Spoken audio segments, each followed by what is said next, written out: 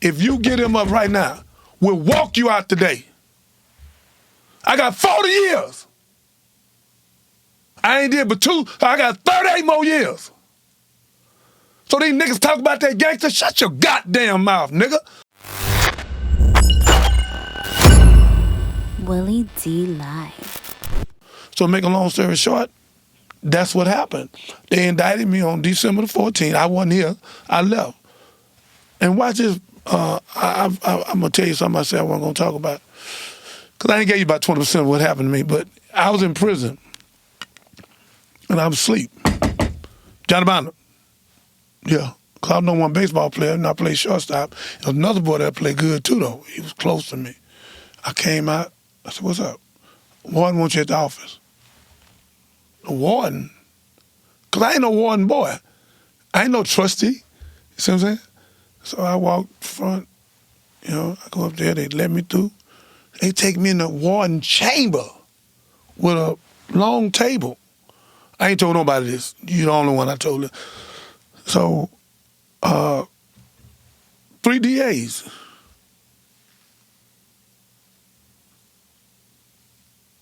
I say, what's going on? And they open the door. Said, look out there. They said, what's that? I said, it's freedom. Say, we know you ain't gonna give Maria up. She got 40, so ain't nothing to talk about. Tell you what you do. Give us the 2 DAs that work for you. And took the pictures and pushed them in front of me. If you get him up right now, we'll walk you out today. I got 40 years. I ain't did but 2. I got 38 more years. So these niggas talk about that gangster, shut your goddamn mouth, nigga. It took everything in me not to point them out because they police. But I wouldn't point them out because they my family. I knew their wife and their children. And I wasn't gonna do it. If there was some dirty cops, I'd have done it. But this was my family, man. For years, they looked out for me, man. And when I got out the game, they got out with me. I said, man, y'all need to leave this alone because y'all gonna mess around and somebody gonna talk on you.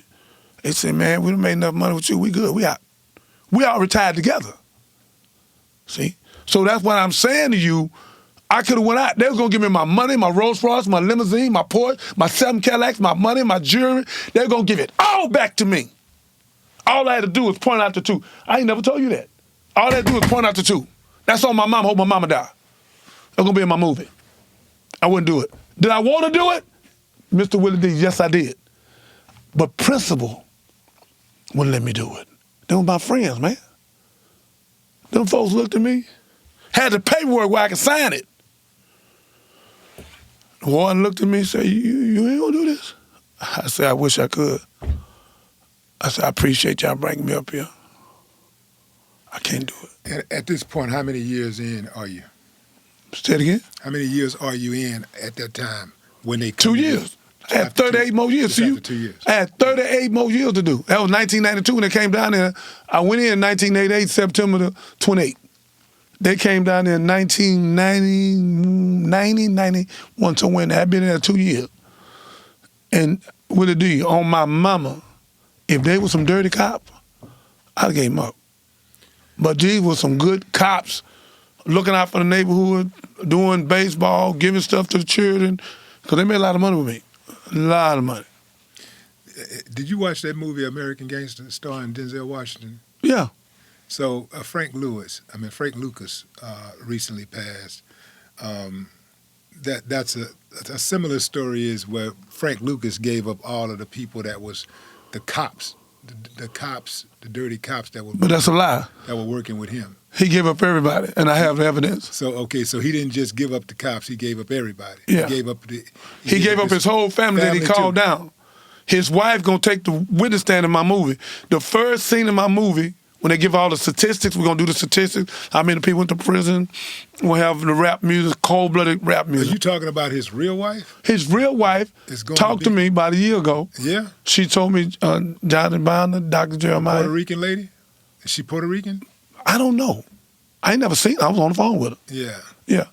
Tony Fame put on the phone with me. Tony Fame out of Dallas. Chicago. I thought Tony was out of. No, Tony out of Oklahoma.